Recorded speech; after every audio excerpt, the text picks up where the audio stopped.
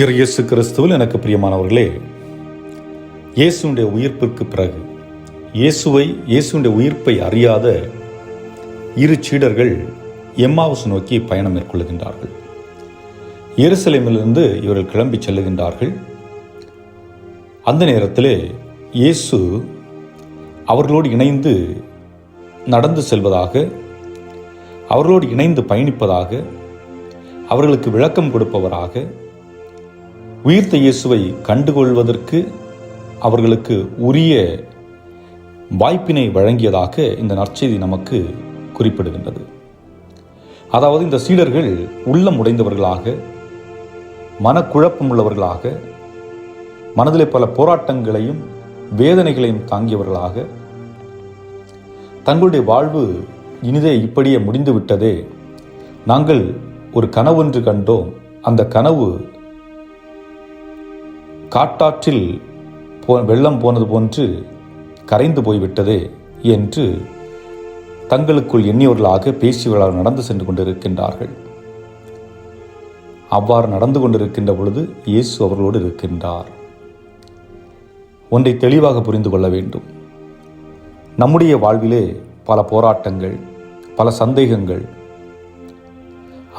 அன்றாட வாழ்வில் ஏற்படுகின்ற குழப்பங்கள், மனப்போராட்டங்கள், குடும்ப தகராறுகள், குடும்ப சண்டைகள், புரிதலற்ற வாழ்வு, இதுபோன்று பல பிரச்சனைகளை நாம் சந்தித்துக் கொண்டிருப்போம்.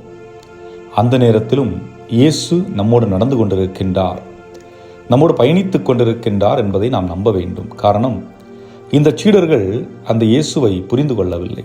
அவர் கூட தான் நடந்து வருகிறார், அவர்களுடைய அனைத்து பிரச்சனைகளிலும் பங்கெடுக்கின்றார். ஆனால் அவர்களால் புரிந்து கொள்ள முடியவில்லை. அதன் பிறகு பார்க்கின்றோம், அங்கே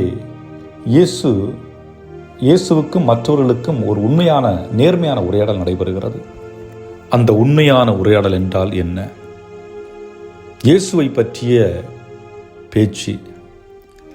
இயேசு நல்லதை செய்தார், எங்களுக்கு நம்பிக்கையை ஊட்டினார், ஆனால் இப்பொழுது எங்களோடு அவர் இல்லை, இறந்து விட்டார் என்று பேச்சு. அங்கே நடந்த உண்மை நிகழ்வுகளை ஒவ்வொருவரும் விளக்குகின்றார்கள்.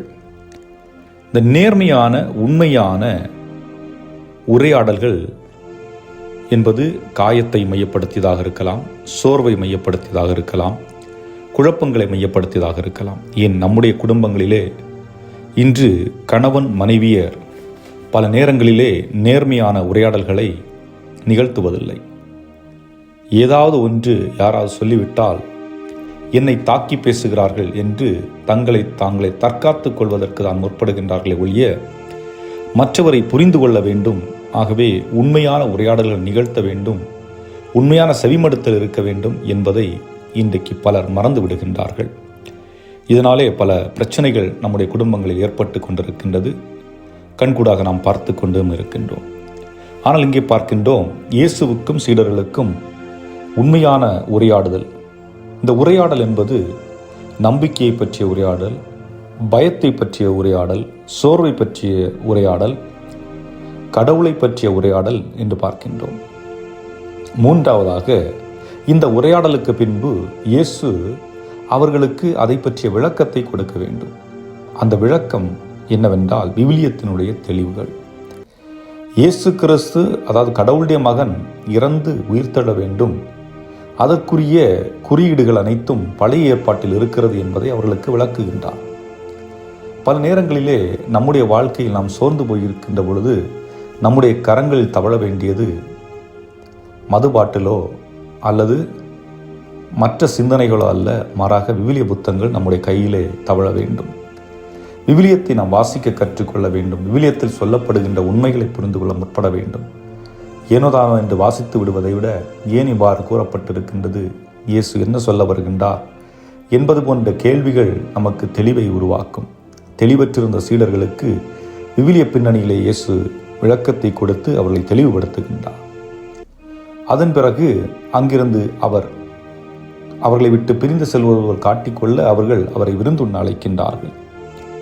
இந்த விருந்துண்ணுதல் என்பது இயேசுடைய வாழ்விலே பல இடங்களில் நாம் பார்க்கக்கூடியது. பல இடங்களில் பல குடும்பங்களில் அவர் அமர்ந்து உணவருந்துகின்ற பொழுதுதான் பல நிகழ்வுகளை செய்கின்றார். அதுபோன்று மலை சொற்பொழிவு என்றாலும் அந்த சொற்பொழிவு முடிந்த பின்பு அந்த மக்களுக்கு உணவை கொடுத்து அனுப்புகின்றார். ஆக விருந்தோம்பல் என்கின்ற அந்த இடம் என்பது உறவுகளை உருவாக்குவது, இறைவனை பற்றிய உறவை ஏற்படுத்துவது, பிறரை பற்றிய உறவை ஏற்படுத்துவது என்றும் நாம் பார்க்கின்றோம். அந்த அடிப்படையிலே அவர்கள் மூவரும் அமர்ந்து அன்றைய இரவு உணவை உண்ண முற்படுகின்ற பொழுது இயேசு அப்பத்தை எடுத்து பிட்டு அவர்களுக்கு தன்னை வெளிப்படுத்துகின்றார். ஆக எப்பொழுது ஒரு குடும்பம் ஒற்றுமையாக இருக்கிறதோ அங்கே இறைவனுடைய பிரசன்னம் முழுமையாக இருக்கிறது என்று பொருள்படுகிறது.